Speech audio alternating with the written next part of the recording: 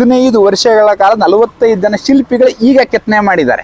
98ರಲ್ಲಿ ಕೆಲಸ ಶುರುವಾಗಿ 2012ರಲ್ಲಿ ಕೆಲಸ ಮುಗಿದಿದೆ. ಇದು ಒಂದೊಂದು ಕೆತ್ತನೆ, ಒಂದೊಂದು ಚಿತ್ರವು ಒಂದೊಂದು ಕಥೆಯನ್ನ ಹೇಳ್ತಾ ಇದೆ. ಇದರಲ್ಲಿ ಈ ಕಡೆ ಉತ್ತರ ಭಾರತದಿಂದ ಅದು ಒರಿಸ್ಸಾ ಭುವನೇಶ್ವರದಿಂದ ಬಂದಿರುವಂತಹ ಸಂಪೂರ್ಣ ಕಲ್ಲಾಗಿದೆ, ಶಿಲಾಮಯವಾಗಿರುವಂತಹ ದೇವಸ್ಥಾನ ಇದು ಪೂರ್ತಿಯಾಗಿ.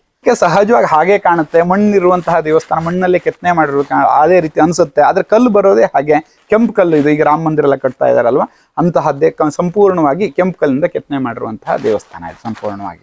ಆಮೇಲೆ ಶಿಲಾ ಶಾಸನಗಳಿದೆ. ಹಿಂದೆ ಹೊಯ್ಸಳರ ಕಾಲದ ದೇವಸ್ಥಾನ ಇತ್ತು, ಅದೆಲ್ಲವೂ ಸಹ ಹಿಂದೆ ಇಂಥ ರಾಜರ ನಿರ್ಮಾಣ ಮಾಡಿದ್ದು ಒಂದು ಸಂಪೂರ್ಣ ಇತಿಹಾಸ ಇರುವಂತಹ ಒಂದು ಎಲ್ಲ ಪುರಾವೆಗಳು ನಮಗೆ ಇಲ್ಲಿ ನೋಡ್ಲಿಕ್ಕೆ ಸಿಗುತ್ತೆ. ಆದ್ಮೇಲೆ ನಮಸ್ಕಾರ, ನವಿ ಟೈಮ್ಸ್ ಯೂಟ್ಯೂಬ್ ಚಾನಲ್ಗೆ ಸ್ವಾಗತ. ನಾವಿವತ್ತು ಗಣಸಿ ಹೋಬಳಿ ಈ ಒಂದು ಹತ್ರ ಇರ್ತಕ್ಕಂಥ ಹಟ್ಟಾವರ ಗ್ರಾಮದಲ್ಲಿ ನಾವಿದ್ದೀವಿ. ಸೊ ಓಂಕಾರೇಶ್ವರ ದೇವಸ್ಥಾನ ಸುಮಾರು 800 ವರ್ಷಗಳ ಹಳೆಯ ದೇವಸ್ಥಾನ ಇದೆ. ನಮ್ಮ ಜೊತೆ ಧರ್ಮದರ್ಶಿಗಳು ಜೊತೆಯಲ್ಲಿದ್ದಾರೆ. ನಮಸ್ಕಾರ. ಇಲ್ಲಿನ ಒಂದು ಸ್ಥಳ ಪುರಾಣದ ಒಂದು ವಿಚಾರಗಳನ್ನ ತಿಳಿಸ್ಕೊಡಿ. ಇದು ಅತ್ಯಂತ ಪ್ರಾಚೀನವಾದಂತಹ ದೇವಸ್ಥಾನ.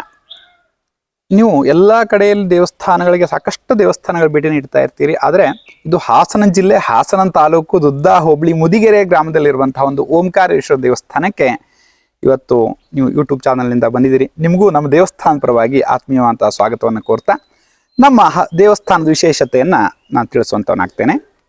ಇದು ಓಂಕಾರೇಶ್ವರ ಗುಡಿ ಸಂಕುಲ ಅಂತೇಳಿ ಹೆಸರು. ಈ ದೇವಸ್ಥಾನ ಒಂದು 800 ವರ್ಷಗಳ ಕಾಲ ಇತಿಹಾಸ ಹೊಂದಿರುವಂತಹ ಅತ್ಯಂತ ಪ್ರಾಚೀನ ದೇವಸ್ಥಾನ ಆಗಿದೆ ಇದು. ಆದರೆ ಈ ದೇವಸ್ಥಾನ ಸಂಪೂರ್ಣವಾಗಿ ಶಿಥಿಲಗೊಂಡಿರುವಂತಹ ದೇವಸ್ಥಾನ. ಇಂದು ನವನಿರ್ಮಾಣದಿಂದ ಅತ್ಯಂತ ವಿಜೃಂಭಣೆಯಿಂದ ಕಂಗೊಳಿಸ್ತಾ ಇರುವಂತಹ ದೇವಸ್ಥಾನವನ್ನು ನಾವೆಲ್ಲರೂ ಕಣ್ಣು ತುಂಬಿಕೊಳ್ಬಹುದಾಗಿದೆ. ಈ ದೇವಸ್ಥಾನದ ವಿಶೇಷತೆ ಏನಂದ್ರೆ, ಒಟ್ಟು 2.5 ವಿಸ್ತೀರ್ಣವಾದಂತಹ ಜಾಗದಲ್ಲಿ ಅತ್ಯಂತ ಪ್ರಶಾಂತವಾದಂತಹ ಸ್ಥಳದಲ್ಲಿ ಇರುವಂಥದ್ದು ಮೊದಲನೇ ವಿಶೇಷ. ಹಾಸನದಿಂದ 22 ಕಿಲೋಮೀಟರ್ ಆಗುತ್ತೆ. ಅರಸೀಕೆರೆಯಿಂದ 40 ಕಿಲೋಮೀಟರ್, ಚಂದ್ರಾಯಪಟ್ಟಣದಿಂದ 40 ಕಿಲೋಮೀಟರ್ ಅಂತರದಲ್ಲಿ ಗಂಡ್ಸಿ ಹ್ಯಾಂಡ್ ಪೋಸ್ಟ್ ಮಾರ್ಗವಾಗಿ ಬಂದಾಗ ಗಂಡ್ಸಿ ಹ್ಯಾಂಡ್ ಪೋಸ್ಟು ಹಾಸನ ಮಧ್ಯದಲ್ಲಿ ಸಿಗುವಂತಹ ದೇವಸ್ಥಾನ ಓಂಕಾರೇಶ್ವರ ದೇವಸ್ಥಾನ ಎಂಬುದಾಗಿ. ಈ ದೇವಸ್ಥಾನ 800 ವರ್ಷ ಇತಿಹಾಸ ಹೊಂದಿದ್ರು. ಈ ಸಂಪೂರ್ಣವಾಗಿ ಹೊಸದಾಗಿ ಕೆತ್ತನೆ ಮಾಡಿರುವಂತಹ ದೇವಸ್ಥಾನ. ಇದು ಒರಿಸ್ಸಾ ಭುವನೇಶ್ವರದಿಂದ ಬಂದಿರುವಂತಹ ಕಲ್ಲು. ಉತ್ತರ ಶೈಲಿಯನ್ನು ಹೊಂದಿದೆ. ಇದು ಒಂದೊಂದು ದೇವಸ್ಥಾನ ಒಂದೊಂದು ಶೈಲಿಯನ್ನು ಹೊಂದಿರುತ್ತೆ. ಇದು ಉತ್ತರ ಶೈಲಿ ಅಂತ ಹೇಳ್ತಾರೆ, ಆ ಶೈಲಿಯನ್ನು ಹೊಂದಿದೆ. ಮೊಟ್ಟ ಮೊದಲನೇದಾಗಿ ಆದಿಪೂಜ್ಯೋ ಗಣಾಧಿಪಃ ಅಂತ ಹೇಳುವ ಹಾಗೆ ಮೊಟ್ಟ ಮೊದಲನೇ ಬಲಮುರಿ ಗಣಪತಿಯ ದೇವರ ದರ್ಶನ ಆಗುತ್ತೆ. ಇಲ್ಲಿ ಗಣಪತಿ ಇರುವಂತಹದ್ದು. ಗಣಪತಿ ಆನೆ ಮುಖ ಬಂದಿರುವಂತಹ ಸಂಪೂರ್ಣ ಇತಿಹಾಸವನ್ನ ಹೊರಭಾಗದಲ್ಲಿ ಕೆತ್ತನೆ ಮಾಡಿದೆ. ಒಟ್ಟು 3 ಭಾಗದಲ್ಲಿ ಈ ದೇವಸ್ಥಾನ ಇದೆ. ಅದರಲ್ಲಿ ವಿಶೇಷವಾಗಿ ಬಲಮುರಿ ಗಣಪತಿ ಅಂತ ಹೇಳುವಂಥದ್ದು. ಗಣಪತಿಯಲ್ಲಿ 2 ವಿಧಾನ, ಒಂದು ಎಡಮುರಿ ಮತ್ತೊಂದು ಬಲಮುರಿ ಅಂತ ಎಂಬುದಾಗಿರುತ್ತೆ. ಅಂದರೆ ಸೊಂಡ್ಲು ಎಡಕ್ಕಿದ್ರೆ ಎಡಮುರಿ ಎಂಬುದಾಗಿ ಕರೀತಾರೆ, ಬಲಕ್ಕೆ ತಿರುಗಿದ್ರೆ ಬಲಮುರಿ ಗಣಪತಿ ದೇವಸ್ಥಾನ. ಅದರಲ್ಲೂ ವಿಶೇಷವಾಗಿ ಬಲಮುರಿ ಗಣಪತಿ ದೇವಸ್ಥಾನವನ್ನು ಅತ್ಯಂತ ಶ್ರದ್ಧಾಪೂರ್ವಕವಾಗಿ, ಅತ್ಯಂತ ಶಿಷ್ಟಾಚಾರ ಪೂರ್ವಕವಾಗಿ ಮತ್ತೆ ಶಾಸ್ತ್ರೋಕ್ತವಾಗಿ ಪೂಜೆ ಮಾಡಬೇಕು. ಅದಕ್ಕೆ ನಿತ್ಯ ಅನ್ನ ನೈವೇದ್ಯ ಆಗಬೇಕು, ನಿತ್ಯ ಪೂಜೆ ಆಗಲೇಬೇಕು ಅಂತ ಒಂದಷ್ಟು ವಿಧಾನಗಳಿದೆ. ಹಾಗಾಗಿ ಶೀಘ್ರವಾಗಿ ಫಲಕಾರಿ, ಶೀಘ್ರವಾಗಿ ಕೋಪಿಷ್ಟ ಅಂತ 2 ಬಲಮುರಿಗೆ ಹೇಳ್ತಾರೆ. ಹಾಗಾಗಿ ಆ ಬಲಮುರಿ ಗಣಪತಿಯ ದೇವರ ದರ್ಶನದಿಂದ ನಮ್ಮ ದೇವಸ್ಥಾನ ದರ್ಶನ ಆಗುತ್ತೆ. ಅಂದ್ರೆ ಮೊದಲನೇದಾಗಿ ಗಣಪತಿಯ ದರ್ಶನದಿಂದ ನಮ್ಮ ಗಣಪತಿಯ ದೇವಸ್ಥಾನದ ದರ್ಶನ, ಗಣಪತಿ ದರ್ಶನ ಮಾಡಿಕೊಂಡು ದರ್ಶನ ಮಾಡುವಂಥದ್ದು. ಗಣಪತಿಗೆ ಆನೆ ಮುಖ ಬಂದಿರೋದು ಸಂಪೂರ್ಣ ಇತಿಹಾಸ. ಯಾಕೆಂದ್ರೆ ನಮ್ಮ ಇತಿಹಾಸ ಇವತ್ತು ಹಿಂದೆ ಇತ್ತಂತೆ ಏನು ಕಥನದಲ್ಲಿ ಮಾತ್ರ ಇತ್ತು. ಅದಕ್ಕೆ ಸಂಪೂರ್ಣವಾಗಿ ಇವತ್ತು ನೋಡುವಂತಹ ದೃಶ್ಯ ಸಿಗುವಂಥದ್ದು ಇಲ್ಲ ಆಗಿದೆ.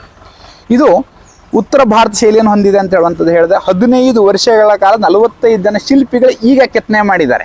ಯಾಕೆಂದ್ರೆ ನಾವು ಬೇಲೂರು ಹಳೆಬೀಡಲ್ಲೆಲ್ಲ ಹಿಂದೆ ರಾಜರು ಕೆತ್ತಿದ್ರು ಅಥವಾ ಹಿಂಗೆ ಮಾಡಿದ್ರು ಅಂತ ಹೇಳಿದ್ರು. ಆದರೆ ಇವತ್ತು ನಮ್ಮ ಕಾಲದಲ್ಲಿ 15 ವರ್ಷ 45 ಜನ ಶಿಲ್ಪಿಗಳು ಕೆತ್ತನೆ ಮಾಡಿರುವಂತಹ. ಯಾವಾಗ 15 ವರ್ಷ ಪ್ರಾರಂಭ ಯಾವಾಗ? ಇದು 1998ರಲ್ಲಿ ಕೆಲಸ ಶುರುವಾಗಿ 2012ರಲ್ಲಿ ಕೆಲಸ ಮುಗಿದಿದೆ. ಇದು 98ರಿಂದ 2012ವರೆಗೆ ಪೂರ್ತಿ ಇಡೀ ಕೆಲಸವನ್ನ ಮಾಡ್ಕೊಂಡಿರುವಂತದ್ದಾಗಿದೆ.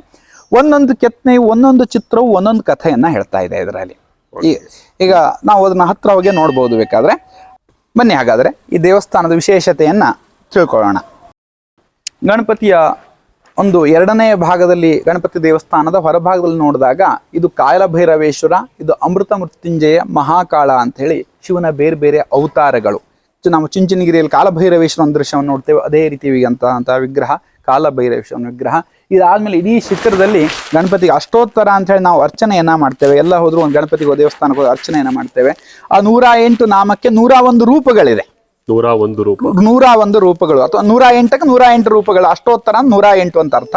ಆ 108ಕ್ಕೆ 108 ರೀತಿಯಲ್ಲೇ ಗಣಪತಿಯ ಬೇರೆ ಬೇರೆ ರೂಪಗಳಿರ್ತವೆ. ಅದಷ್ಟನ್ನು ಇಡೀ ಶಿಖರದಲ್ಲಿ ತೋರಿಸಿದ್ದಾರೆ. ಇಡೀ ಶಿಖರದಲ್ಲಿ ಗಣಪತಿ ಅಷ್ಟೋತ್ತರ ಅಂತ 108 ರೂಪಗಳೇನು ಬರುತ್ತೋ ಅದು ಇಷ್ಟು ಸಹ ಇದ್ರ ಮೇಲೆ ನೋಡುವಂಥದ್ದಾಗಿದೆ. ಹಾಗೆ ನಾವು ಮುಂದೆ ಹೋಗೋಣ.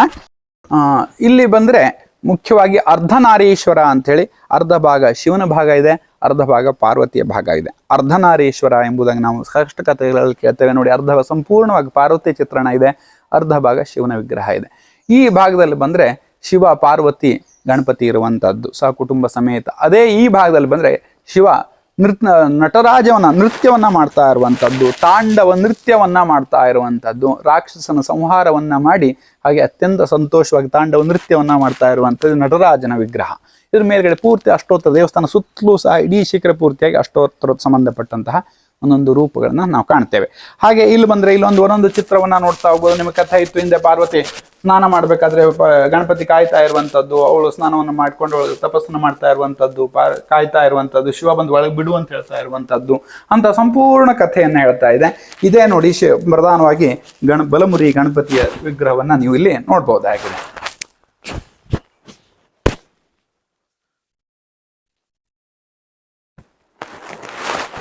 ಕಲ್ಲಿನ ಪರಿಚಯ ಆಗಲಿಲ್ಲ. ಇದು ರೆಡ್ ಸ್ಟೋನ್ ಎಂಬುದಾಗಿ ಕರೀತಾರೆ. ಸ್ಯಾಂಡ್ ಸ್ಟೋನ್, ರೆಡ್ ಸ್ಟೋನ್ ಅಥವಾ ಕೆಂಪು ಕಲ್ಲು ಅಂತ ಏನು ಕರಿತೇವೆ ಆ ಕಲ್ಲು ಕೆತ್ತನೆ ಆಗಿರುವಂಥದ್ದು. ಒರಿಸ್ಸಾದಿಂದ ಭುವನೇಶ್ವರ ಬಂದಿರುವಂತಹ ಸಂಪೂರ್ಣ ಕಲ್ಲು. ಇದು ಕರ್ನಾಟಕದ ಎಲ್ಲೂ ಸಿಗುವಂತಹ ಕಲ್ಲಲ್ಲ, ಈ ಕಡೆ ಉತ್ತರ ಭಾರತದಿಂದ ಅದು ಒರಿಸ್ಸಾ ಭುವನೇಶ್ವರದಿಂದ ಬಂದಿರುವಂತಹ ಸಂಪೂರ್ಣ ಕಲ್ಲಾಗಿದೆ. ಶಿಲಾಮಯವಾಗಿರುವಂತಹ ದೇವಸ್ಥಾನ ಇದು ಪೂರ್ತಿಯಾಗಿ. ಸಾಕಷ್ಟು ಜನ ಅಂದ್ರೆ ಉಲ್ಲೇಖ, ಈಗ ನಾನು ಬೇರೆ ಕಡೆ ಎಲ್ಲ ಇಲ್ಲಿ ಬರೋದಕ್ಕಿಂತ ಮುಂಚೆ ನಾನು ಕೇಳಿದ್ದು ಮಣ್ಣಲ್ಲಿ ಮಾಡಿದ್ದಾರೆ. ನೋಡ್ಲಿಕ್ಕೆ ಸಹಜವಾಗಿ ಹಾಗೆ ಕಾಣುತ್ತೆ, ಮಣ್ಣಿರುವಂತಹ ದೇವಸ್ಥಾನ, ಮಣ್ಣಲ್ಲಿ ಕೆತ್ತನೆ ಮಾಡಿರೋ ಅದೇ ರೀತಿ ಅನ್ಸುತ್ತೆ. ಆದ್ರೆ ಕಲ್ಲು ಬರೋದೇ ಹಾಗೆ ಕೆಂಪು ಕಲ್ಲು. ಇದು ಈಗ ರಾಮ ಮಂದಿರ ಎಲ್ಲ ಕಟ್ತಾ ಇದಾರಲ್ವಾ, ಅಂತಹದ್ದೇ ಸಂಪೂರ್ಣವಾಗಿ ಕೆಂಪು ಕಲ್ಲಿಂದ ಕೆತ್ತನೆ ಮಾಡಿರುವಂತಹ ದೇವಸ್ಥಾನ ಇದು ಸಂಪೂರ್ಣವಾಗಿ.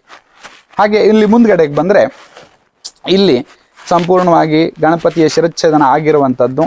ಹಾಗೆ ಆಗ ಪಾರ್ವತಿ ಚಿಂತಾಕ್ರಾಂತಳಾಗ್ತಾ ಇರುವಂಥದ್ದು. ಆಗ ನಾರದ ಬಂದು ಪಾರ್ವತಿ ಚಿಂತಾಕ್ರಾಂತಳಾಗಿದ್ದಾಳೆ ಅಂತ ಹೇಳಿದಾಗ ಆಗ ಚಿಂತಾಕ್ರಾಂತದ ಆಗೋದು ಬೇಡ, ಹಾಗಾದ್ರೆ ತಾನು ಗಣಪತಿ ಆದಿಪೂಜೆ ಎಲ್ಲ ಏನು ಪೂಜೆ ಮಾಡೋಕ್ಕಿಂತ ಮೊದಲು ನಿನ್ನ ಮಗನ ಪೂಜೆ ಆಗಲಿ ಅಂತ ಹೇಳ್ಕೊಂಡು ಒಂದು ಆಶೀರ್ವಾದವನ್ನು ಪಡ್ಕೊಂಡು ಉತ್ತರಕ್ಕೆ ಮಲಗಿರುವಂತಹ ಗಣಪತಿ ಮುಖವನ್ನು ಕೂರಿಸ್ತಾ ಇರುವಂಥದ್ದು. ಹಾಗೆ ನಾವು ಎಲ್ಲ ಪೂಜೆ ಮಾಡೋಕ್ಕಿಂತ ಮೊದಲು ಹೇಗೆ ಗಣಪತಿ ಪೂಜೆ ಮಾಡ್ತೀವೋ ಹಾಗೆ ಶಿವಪಾರ್ವತಿಯಿಂದಲೇ ಮೊದಲನೇ ಪೂಜೆ ಗಣಪತಿಗೆ ಆಗ್ತಾ ಇರುವಂಥದ್ದು. ಅಲ್ಲಿಂದ ಕತೆ ಶುರು ಆಗಿರುವಂಥದ್ದು ಇಲ್ಲಿಗೆ. ಇದು ಒಂದು ಭಾಗದ ಇತಿಹಾಸಗಳು ಮುಗಿಯುತ್ತೆ. ಕೆಳಗಡೆ ಭಾಗದ್ದು. ಮೇಲ್ಗಡೆ ಭಾಗಕ್ಕೆ ಹೋದರೆ ಇದು ಒಂದು ಕಥೆ ಸಂಪೂರ್ಣ ಅಲ್ಲಿಂದ ಶುರುವಾಗಿ ಅದು ಇಲ್ಲಿಗೆ ಕಂಪ್ಲೀಟ್ ಆಗುತ್ತೆ. ಹಾಗೆ ಮೇಲ್ಗಡೆಗೆ ಬಂದರೆ ರಾಮನ ಪಟ್ಟಾಭಿಷೇಕದ ಅನೇಕವಾದಂಥ ರಾಮ, ಲಕ್ಷ್ಮಣ, ಭರತ, ಶತ್ರುಘ್ನ ಇತ್ಯಾದಿಗಳಿರುವಂಥದ್ದು. ಇದು ಯೋಗ ನರಸಿಂಹ, ಲಕ್ಷ್ಮೀ ಸಮೇತ ವರಾಹ. ಇದಿಷ್ಟು ಸಹ ಮೂರು ಪ್ರಧಾನವಾಗಿ ವಿಷ್ಣುವಿನ ರೂಪಗಳಿವೆ. ಇಷ್ಟು ಸಹ ಈ ಗಣಪತಿ ದೇವಸ್ಥಾನದಲ್ಲಿ ವಿಷ್ಣುವಿನ ಅವತಾರ. ಏಕೆ ಅಂದ್ರೆ ಇಲ್ಲಿ ಹರಿಹರರ ಕ್ಷೇತ್ರ ಇದು. ಇಲ್ಲೇ ಪಕ್ಕದಲ್ಲಿ ಹೋದ್ರೆ ಅತ್ಯಂತ ಅನಾದಿ ಕಾಲವಾದಂತಹ ಯೋಗ ನರಸಿಂಹ ದೇವಸ್ಥಾನ ಇದೆ. ಇಲ್ಲೇ ಪಕ್ಕದಲ್ಲಿದೆ. ಬಹಳ ಅದ್ಭುತವಾಗಿರುವಂತಹ ಯೋಗ ನರಸಿಂಹ ಇಲ್ಲೇ ಕಾಲ್ದೂರದಲ್ಲಿದೆ. ಹಾಗಾಗಿ ಇಲ್ಲಿ ವಿಶೇಷತೆ ಏನಪ್ಪಾ ಕೇಳಿದ್ರೆ, ಅಲ್ಲಿ ಏನೇ ಶಿವನ ದೇವಸ್ಥಾನದಲ್ಲಿ ಏನೇ ಜಾತ್ರೆ ಉತ್ಸವ ಆದ್ರೆ ಇಲ್ಲಿಂದ ಹೋಗಿ ಅಲ್ಲಿ ವಿಷ್ಣುವಿನ ದೇವಸ್ಥಾನ ಅಂದ್ರೆ ಯೋಗ ನರಸಿಂಹ ಅಂದ್ರೆ ವಿಷ್ಣುವಿನ ಒಂದು ಅವತಾರ, ಅಲ್ಲಿ ಹೋಗಿ ಅವ್ರ ಪೂಜೆಯನ್ನ ಮಾಡಿ ನಮ್ಮ ಉತ್ಸವನ್ನ ವಾಪಸ್ ಕಳಿಸ್ಬೇಕು. ಅಲ್ಲಿ ಉತ್ಸವ ಈಗ ನರಸಿಂಹ ಜಯಂತಿ ಆದ್ರೆ ಅಲ್ಲಿಂದ ಬಂದು ಇಲ್ಲಿ ಮಂಗಳಾರತಿಯಾಗಿ ಇಲ್ಲಿಂದ ಹೊರಡುತ್ತೆ, ಇಲ್ಲಿ ದೇವಸ್ಥಾನಕ್ಕೆ ಬಂದೇ ಮಂಗಳಾರತಿಯಾಗಿ ಮತ್ತೆ ಪುನಃ ಅಲ್ಲಿಗೆ ಹೋಗುತ್ತೆ. ಹಾಗೆ ಹರಿಹರರ ಕ್ಷೇತ್ರ ಇದೆ ಎರಡೂ ಸಹ. ಹಾಗಾಗಿ ಮತ್ತೆ ನಮ್ಮ ಎಲ್ಲಾ ಪುರಾಣಗಳು ಅಥವಾ ಶಾಸ್ತ್ರಗಳು ಶಿವ ಬೇರೆ ಅಲ್ಲ, ವಿಷ್ಣು ಬೇರೆ ಅಲ್ಲ ಅಂತ ಹೇಳುತ್ತೆ. ಶಿವಸ್ಯ ಹೃದಯಂ ವಿಷ್ಣು, ವಿಷ್ಣುಸ್ಯ ಹೃದಯಂ ಶಿವ ಅಂತ ಹೇಳುತ್ತೆ. ಅಂದ್ರೆ ನಾವು ಕಾಲಕ್ರಮೇಣ ನಮ್ಮ ತಕ್ಕಂತೆ ಆಚರಣೆ ಹೇಗೆ ಬೇಕೋ ಹಾಗೆ ಮಾಡ್ಕೊಂಡ್ವಿ. ಆದ್ರೆ ಪ್ರಧಾನವಾಗಿ ಶಾಸ್ತ್ರಗಳನ್ನ ನೋಡಿದ್ರೆ ಎಲ್ಲಿ ಶಿವ ಇದಾನೋ ಅಲ್ಲಿ ವಿಷ್ಣು ಕಂಡೇ ಕಾಣ್ತಾನೆ, ಎಲ್ಲಿ ವಿಷ್ಣು ಇದಾನೋ ಅಲ್ಲಿ ಶಿವ ಇದ್ದೇ ಇರುತ್ತೆ. ಹಾಗಾಗಿ ಇದರಲ್ಲಿ ದೇವಸ್ಥಾನಗಳ ಲೆಕ್ಕದಲ್ಲಿ ತಗೊಂಡ್ರು ಸಹ ಇಲ್ಲೇ ಪಕ್ಕದಲ್ಲೇ ಇರುವಂತಹದ್ದು ಪ್ರಧಾನವಾಗಿ ವಿಷ್ಣು ದೇವಾಲಯವೂ ಸಹ ಇದೆ. ಅಲ್ಲಿ ಅಂದ್ರೆ ಯೋಗ ನರಸಿಂಹ ಅಂತ ಹೇಳಿ ಕರಿತೇವೆ. ಅಲ್ಲಿ ಏನೇ ಪೂಜೆಗಳಾದ್ರೂ ಉತ್ಸವಗಳು ಬಂದಾಗ ಇಲ್ಲಿ ಬಂದೇ ಪೂಜೆ ಆಗುತ್ತೆ. ಇಲ್ಲಿಂದ ಹೋದ್ರು ಅಲ್ಲಿಗೆ ಹೋಗಿ ನಾವು ಪೂಜೆ ಮಾಡುವಂಥದ್ದು. ದೇವಸ್ಥಾನಕ್ಕೆ ಈ ಪ್ರಾರಂಭದಲ್ಲಿ ಇಲ್ಲಿಂದನೇ ದರ್ಶನವನ್ನ ಪಡಿಬೇಕಾ? ಇಲ್ಲಿ ಮುಖ್ಯ ದ್ವಾರ, ಮುಖ್ಯ ದ್ವಾರ ಇದೇ ಆಗಿದೆ. ಅತ್ಯಂತ ಪ್ರಾಚೀನವಾಗಿರುವಂತಹ ಒಂದು 800 ವರ್ಷ ಇತಿಹಾಸ ಇರುವಂತಹ ಒಂದು ಹಳೆಯ ಕಾಲದ ನಂದಿ ಇದೆ, ತಾವನ್ನ ಆಮೇಲೆ ನೋಡ್ಬೋದು. ಆಮೇಲೆ ಶಿಲಾ ಶಾಸನಗಳಿದೆ. ಹಿಂದೆ ಹೊಯ್ಸಳರ ಕಾಲದ ದೇವಸ್ಥಾನ ಇತ್ತು, ಅದೆಲ್ಲವೂ ಸಹ ಹಿಂದೆ ಇಂಥ ರಾಜರ ನಿರ್ಮಾಣ ಮಾಡಿದ್ದು ಒಂದು ಸಂಪೂರ್ಣ ಇತಿಹಾಸ ಇರುವಂತಹ ಒಂದು ಎಲ್ಲ ಪುರಾವೆಗಳು ನಮಗೆ ಇಲ್ಲಿ ನೋಡ್ಲಿಕ್ಕೆ ಸಿಗುತ್ತೆ. ಹಾಗಾಗಿ ಇದೇ ಪ್ರಧಾನವಾದಂತಹ ದ್ವಾರ. ಅದಕ್ಕೆ ಸಂಬಂಧಪಟ್ಟು ಇಲ್ಲಿ ಗಣಪತಿ ದರ್ಶನ ಮಾಡಿ ನಮ್ಮ ದೇವಸ್ಥಾನದ ಆರಂಭ ಆಗುತ್ತೆ. ಹಾಗೆ ಮುಂದೆ ಬನ್ನಿ ಮತ್ತೆ ನೋಡೋಣ. ಇಲ್ಲಿ ಮತ್ತೊಂದು ವಿಶೇಷವನ್ನ ನೀವು ಕಾಣ್ತಾ ಹೋಗ್ಬೋದು. ಏನು ಅಂದ್ರೆ ಇಲ್ಲಿ ಸಮುದ್ರ ಮಥನ, ದೇವತೆ ರಾಕ್ಷಸರಿಗೆ ಯುದ್ಧ ನಡೆದು ಅಮೃತವನ್ನ ದೇವತೆಗಳು ಕುಡಿದಿರುವಂತಹ ಸಂಪೂರ್ಣವಾದಂತಹ ಚಿತ್ರಣ ಈ ಭಾಗದಲ್ಲಿ ಕಾಣುತ್ತೇವೆ. ಸಮುದ್ರ ಮಥನ ಅಂತ ಏನ್ ಹೇಳ್ತೇವೋ ಅಂತಹ ಸಂಪೂರ್ಣ ಚಿತ್ರವನ್ನ ಇಲ್ಲಿ ನೋಡ್ಬೋದು. ಇದು ಒಂದೊಂದು ಕಥೆಯೂ ಸಹ ಸಂಪೂರ್ಣವಾದ ಇತಿಹಾಸಗಳು ಹೇಳ್ತಾ ಇದೆ. ದೇವತೆಗಳು ರಾಕ್ಷಸರು ಯುದ್ಧವನ್ನು ಯಾಕೆ ಮಾಡಿದ್ರು, ಅದಾದ್ಮೇಲೆ ಏನೇನು ಬಂತು ಕರೆದಾಗ ನೋಡ್ಗಳು ಕಾಣುತ್ತೆ ನೋಡಿ. ಚಂದ್ರ, ಐರಾವತ, ಉಚ್ಚೈಶ್ರವಸ್ಸು, ಲಕ್ಷ್ಮಿ, ಹಾಗೆ ಕಾಮಧೇನು, ವೃಕ್ಷಗಳು, ಹಾಗೆ ಅನೇಕ ಇದೆಲ್ಲ ಬಂದಿದ್ದನ್ನ ಯಾರ್ಯಾರು ಹಂಚ್ಕೊಂಡ್ರು ಅಂತ ಸಂಪೂರ್ಣ ಇತಿಹಾಸಗಳು ಹೇಳುತ್ತೆ. ಇದಿಷ್ಟು ಸಹ ಇದು ಸಮುದ್ರ ಮಥನ ಆಗಿರುವಂಥ ಸಂಪೂರ್ಣವಾದಂಥ ಇತಿಹಾಸ. ಅದ್ರ ಮೂಲ ತತ್ವ ಒಂದು ಏನು ಹೇಳ್ತಾ ಇದೆ ಅಂದರೆ, ಯಾರು ಸತ್ಯವಾಗಿ ನಡ್ಕೊಂಡು ಹೋಗ್ತಾರೋ, ಸಾತ್ವಿಕವಾಗಿರ್ತಾರೋ ಅವರಿಗೆ ಜಯ ಆಗುತ್ತೆ ಅಂತ ಹೇಳುವಂಥದ್ದು ಪ್ರಧಾನವಾದಂಥ ಉದ್ದೇಶ. ಹಾಗೆ ಇದು ಸಮುದ್ರ ಮಥನವನ್ನು ಸಂಪೂರ್ಣ ಬೇರೆ ವಿದೇಶಗಳಲ್ಲೂ ಸಹ ಸಾಕಷ್ಟಿಂದ ಚಿತ್ರಣವನ್ನು ಮಾಡಿದ್ದಾರೆ. ಅದು ನಮ್ಮವರಿಗೆ ಗೊತ್ತಿಲ್ಲ ಎಷ್ಟೋ ಜನರಿಗೆ. ಹಾಗಾಗಿ ಅದನ್ನು ತಿಳುವಳಿಕೆ ಮಾಡಲಿಕ್ಕೆ ಇದನ್ನು ಕೊಟ್ಟರು. ಯಾಕಂದರೆ ಇದೆಲ್ಲ ಕಥೆಗಳು ತುಂಬ ವಿಸ್ತಾರವಾಗಿದೆ, ಸಂಕ್ಷೇಪವಾಗಿ ಅಷ್ಟನ್ನು ಹೇಳ್ತಾ ಹೋಗ್ತಾ ಇದ್ದೀನಿ. ಹಾಗೆ ಇಲ್ಲಿ ಮುಂದ್ಗಡೆ ಬಂದು ನಮ್ಮ ಪ್ರಧಾನವಾದಂತಹ ದೇವಾಲಯವೇ ಓಂಕಾರೇಶ್ವರ ದೇವಾಲಯ ಎಂಬುದಾಗಿ. ಇಲ್ಲಿ ಇನ್ನೊಂದು ವಿಶೇಷತೆ ನೀವು ಗಮನಿಸ್ಬೋದು. ಇಲ್ಲಿಂದ ಒಳಗೆ ಹೋದ ತಕ್ಷಣವೇ ಸಂಪೂರ್ಣವಾದಂತಹ ಒಂದು ನಾವು ಕೂಲ್ ಅಂತೇನು ಹೇಳ್ತೀವೋ ಆ ರೀತಿಯಾಗಿ ಮನಸ್ಸಿಗೆ ಒಂದು ಸಮಾಧಾನವಾದಂತಹ ಶಾಂತವಾದಂತಹ ವಾತಾವರಣ. ದೇವಸ್ಥಾನ ಇಲ್ಲಿ ಕಲ್ಲು ಮೇಲೆ ಕಾಲಿಟ್ಟರೆ ಗೊತ್ತಾಗುತ್ತೆ ನಿಮ್ಗೆ, ಅತ್ಯಂತ ತಂಪು ಶುರು ಆಗುತ್ತೆ. ಅಲ್ಲಿಂದ ಒಳಗೆ ಹೋದ್ಕೊ ಅತ್ಯಂತ ತಂಪಾದಂತಹ ವಾತಾವರಣ ಶುರು ಆಗುತ್ತೆ. ಹಾಗೆ ಎರಡು ಭಾಗದಲ್ಲಿ ಜ್ಯೋತಿರ್ಲಿಂಗವನ್ನು, ಶಿವನ ಕ್ಷೇತ್ರ ಒಟ್ಟು 12 ಕ್ಷೇತ್ರವನ್ನು ಹೇಳ್ತಾರೆ. ಸೌರಾಷ್ಟ್ರೇ ಸೋಮನಾಥಂಚ ಶ್ರೀಶೈಲೆ ಮಲ್ಲಿಕಾರ್ಜುನಂ ಅಂತ ಹೇಳ್ತಾರೆ. ಅಂತಹ ಸಂಪೂರ್ಣವಾದಂತಹ ಕ್ಷೇತ್ರಗಳನ್ನು ಚಿಕ್ಕ ದರ್ಶನಗಳಾಗಲಿ ಅಂತ ಹೇಳುವಂಥದ್ದು, ಅದು ನೆನಪಿರಲಿ ಎಲ್ರಿಗೂ ಅಂತ ಹೇಳೋ ಉದ್ದೇಶಕ್ಕಾಗಿ ಇಲ್ಲಿ ಚಿತ್ರಣವನ್ನು ನೀಡಿದ್ದಾರೆ. ಹಾಗೆ ಒಳಗಡೆ ಹೋಗೋಣ. ಇಲ್ಲಿ ಒಳಗಡೆಗೆ ಹೋದ ತಕ್ಷಣವೇ ಪ್ರಧಾನವಾಗಿ ಈ ಗಂಟೆಯ ನಾವು ನಾದವನ್ನು ಮಾಡಿದ್ರೆ ಓಂಕಾರವಾದಂತಹ ಸ್ಪಷ್ಟವಾದಂತಹ ನಾದಗಳು ಬರುತ್ತೆ. ಅದರಲ್ಲೂ ವಿಶೇಷವಾಗಿ ಈ ಗಂಟೆಯನ್ನು ಹೊಡೆದು ನೋಡ್ಬೋದು ನೀವು. ನೋಡಿ, ಓಂ ಅಂತ ಹೇಳ್ತಾನೇ ಇರುತ್ತೆ. ತುಂಬ ಸ್ಪಷ್ಟವಾದಂತಹ ಓಂಕಾರ ನಾದವನ್ನು ಬರ್ತಾ ಇರುವಂತಹ ಅತ್ಯದ್ಭುತವಾದಂತಹ ಗಂಟೆಯನ್ನು ನೀವಿಲ್ಲಿ ನೋಡ್ಬೋದು. ನೋಡಿ, ಇದೆಷ್ಟೊತ್ತು ಓಂಕಾರವನ್ನು ಹೇಳ್ತಾ ಇರುತ್ತೆ ಅಂತೇಳಿ. ಹಾಗೆ ಇಲ್ಲಿಯ ವಿಶೇಷತೆ ಏನಪ್ಪಾ ಅಂತ ಕೇಳಿದ್ರೆ, ನೀವೆಲ್ಲ ಕಡೆಯಲ್ಲೂ ಶಿವನ ದೇವಸ್ಥಾನಕ್ಕೆ ಸಾಕಷ್ಟು ಕಡೆಗೆ ಹೋಗಿರ್ತೀರಿ. ಆದರೆ ಇಲ್ಲಿ ಹಿಂದ್ಗಡೆ ಇರೋದು ಮೂರ್ತಿಯ ಸ್ವರೂಪ. ಹಿಂದೆ ಸಾಕ್ಷಾತ್ ಸುಬ್ರಹ್ಮಣ್ಯ, ಶಿವನ ಮಗನಾದಂತಹ ಸುಬ್ರಹ್ಮಣ್ಯ ಸ್ವಾಮಿ ಶಿವನ ಕಾಲು ತೊಡೆ ಮೇಲೆ ಕೂತ್ಕೊಂಡಿದ್ದಾನೆ. ಹೀಗೆ ಕೈಯನ್ನು ಇಟ್ಕೊಂಡು ಆಶ್ಚರ್ಯ ವ್ಯಕ್ತಪಡಿಸ್ತಾನೆ. ಶಿವ ತನ್ನ ಬಲಗೈಯಲ್ಲಿ ಹೀಗೆ ಇಟ್ಕೊಂಡ್ರೆ ಆ ಕಡೆಯಿಂದ ಎಡಗೈಯಲ್ಲಿ ಪೂರ್ತಿಯಾಗಿ ತನ್ನ ಮಗನನ್ನು ಎತ್ತಿ ಹಿಡ್ಕೊಂಡಿದ್ದಾನೆ. ಮಗನೇ ತಂದೆ ಕಿವಿಯಲ್ಲಿ ಓಂಕಾರವನ್ನು ಉಪದೇಶ ಮಾಡ್ತಾ ಇರುವಂತಹ ವಿಗ್ರಹ ಅದು. ಎಲ್ಲ ಕಡೆಯಲ್ಲೂ ತಂದೆ ಮಗನಿಗೆ ಓಂಕಾರನ ಉಪದೇಶ ಮಾಡ್ತದೆ, ತ್ವೈತ ವಿದ್ಯಾರ್ಥಿ ಹೇಳೋದು ನೋಡ್ತೀರಿ. ಆದರೆ ಇಲ್ಲಿ ಪ್ರಧಾನವಾಗಿ ಕಾಣ್ತಾ ಇರುವಂಥದ್ದು ಮಗನೇ ಬ್ರಹ್ಮಜ್ಞಾನಿಯಾಗಿ ತಂದೆಗೆ ಓಂಕಾರವನ್ನು ಉಪದೇಶ ಮಾಡ್ತಾ ಇರೋದು. ಓಂಕಾರವನ್ನು ಉಪದೇಶ ಮಾಡಿದಾಗ ಶಿವನ ಇಡೀ ದೇಹದಲ್ಲಿ ಬ್ರಹ್ಮಜ್ಞಾನ ಅನುಭವ ಆಗುತ್ತೆ.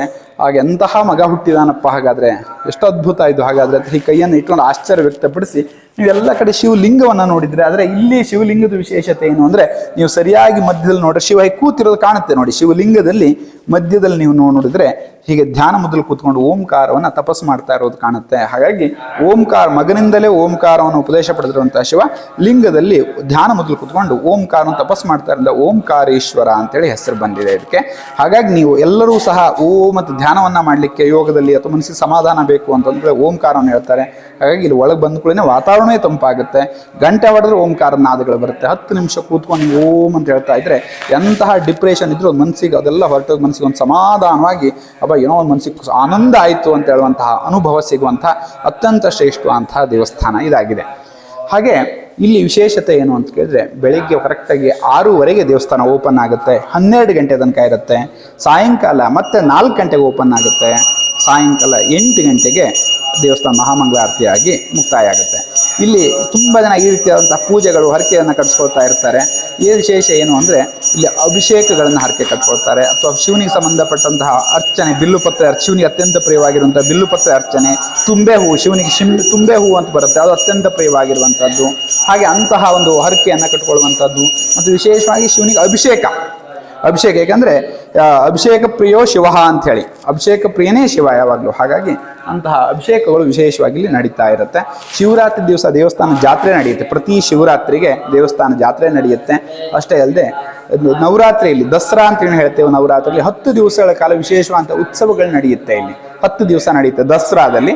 ಹಾಗೆ ಕೊನೆಯ ಕಾರ್ತಿಕ ಸೋಮವಾರ ದೀಪೋತ್ಸವ ನಡೆಯುತ್ತೆ, ಶಿವ ದೀಪೋತ್ಸವ ಅಂತ ಹೇಳಿ ನಡೆಯುತ್ತೆ. ಅದಾದಮೇಲೆ ಕೊನೆಯ ಕಾರ್ತಿಕ ಸೋಮವಾರ, ಮುಂದೆ ದೀಪೋತ್ಸವ ನಡೀಬಾರ್ದು, ಇಲ್ಲ ಅಲ್ಲಿ ಧರ್ಮಸ್ಥಳದಲ್ಲಿ ಲಕ್ಷ ದೀಪೋತ್ಸವ ಹೇಗೆ ನಡೆಯುತ್ತೆ ಹಾಗೆ ಆ ದಿವಸ ಕೊನೆಯ ಕಾರ್ತಿಕ ಸೋಮವಾರ ತುಂಬ ದೊಡ್ಡ ಮಟ್ಟದಲ್ಲಿ ದೀಪೋತ್ಸವಗಳು ನಡೆಯುತ್ತೆ.